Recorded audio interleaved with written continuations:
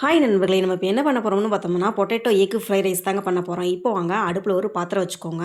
பாத்திரம் வச்சுட்டு பாத்திரம் காய்ச்சதுக்கப்புறம் தேவையான அளவு ஆயில் ஊற்றிக்கிறேன். ஆயில் ஊற்றிட்டு இப்போ நம்ம ஃப்ரைட் ரைஸ்க்கு தேவையான அளவு உருளைக்கிழங்கு தோல் சீவி சின்ன சின்னதாக கட் பண்ணி சேர்த்துக்கிறேன். கொஞ்சமாக மஞ்சத்தூள் சேர்த்துக்கோங்க.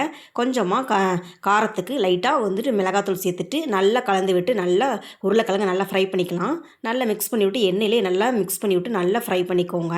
இப்போ நல்லா பாருங்கள், நல்லா கற்கண்டு மாதிரி நல்லா அழகாக கட் பண்ணி சேர்த்துருக்கேங்க.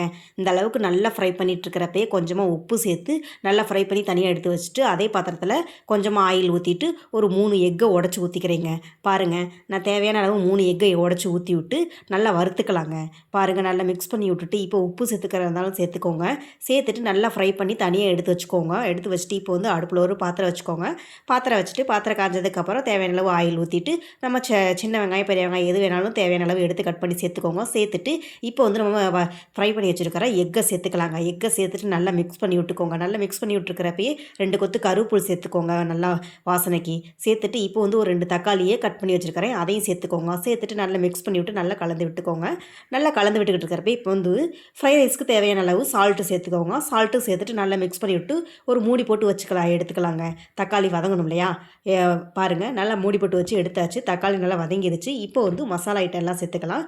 மல்லித்தூள் ஒரு அரை ஸ்பூன் சேர்த்துக்கிறேன். கரம் மசாலா ஒரு அரை ஸ்பூன் சேர்த்துக்கிறேன். அரை ஸ்பூன் இல்லை 1 ஸ்பூன் கூட சேர்த்துக்கோங்க. மிளகாத்தூள் காரத்துக்கு ஏற்ற மாதிரி சேர்த்துக்கோங்க. நான் 1 ஸ்பூன் சேர்த்துக்கிறேன். மஞ்சத்தூள் கொஞ்சமாக சேர்த்துக்கோங்க. இப்போ பெப்பர் தூள் லைட்டாக சேர்த்துக்கோங்க. சேர்த்துட்டு மசாலா எல்லாத்தையும் சேர்த்துட்டு நல்லா மிக்ஸ் பண்ணி விட்டு நல்லா கலந்து விட்டுக்கோங்க. மசாலா எல்லாமே நல்லா மிக்ஸ் பண்ணி விட்டு எக்கு எல்லாமே நல்லா மிக்ஸ் ஆகிற மாதிரி நல்லா கலந்து விட்டுக்கோங்க. நல்லா கலந்து விட்டு மசாலா வாசனை போனதுக்கப்புறம் லைட்டாக நல்லா மிக்ஸ் பண்ணி விட்டுட்டு இப்போ நம்ம ரைஸ் சேர்த்துக்கலாங்க. தேவையான அளவு உங்களுக்கு சாப்பாடு எவ்வளோ அளவோ அந்த அளவுக்கு சேர்த்துக்கோங்க. சேர்த்துட்டு இப்போ நம்ம ஃப்ரை பண்ணி வச்சுருக்கிற பொட்டேட்டோவை சேர்த்துக்கலாங்க. சேர்த்துட்டு எல்லாத்தையும் நல்லா மிக்ஸ் பண்ணி விட்டுக்கோங்க. இப்போவே சால்ட்டு பத்தலைன்னா நல்லா கலந்து விட்டுக்கிட்டு இருக்கிறப்பயே செக் பண்ணி பார்த்துட்டு நீங்கள் உப்பு சேர்த்துக்கலாங்க. சேர்த்துட்டு நல்லா மிக்ஸ் பண்ணி விட்டு நல்லா கலந்து விட்டுக்கோங்க. அவ்வளோதாங்க, பொட்டேட்டோ எக் ஃப்ரை ரைஸ் ரெடிங்க. இப்போ மல்லித்தலையை தூவி விட்டுக்கோங்க. மல்லித்தலையை தூவி விட்டு நல்லா கலந்து விட்டுக்கோங்க. நல்லா கலந்து விட்டுட்டிங்கன்னா அவ்வளோதாங்க, பொட்டேட்டோ எக் ஃப்ரை ரைஸ் ரெடிங்க. இது சின்னவங்க பெரியவங்க வரைக்கும் எல்லோரும் நல்லா விரும்பி சாப்பிடுவாங்க.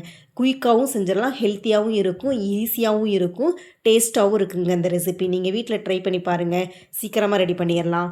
இது டேஸ்ட்டு உங்களுக்கு உண்மையாலுமே ரொம்ப பிடிக்கும். வீட்டில் ட்ரை பண்ணி பார்த்துட்டு எப்படி இருந்துச்சுன்னு கமெண்ட் பாக்ஸில் கமெண்ட் பண்ணுங்கள்.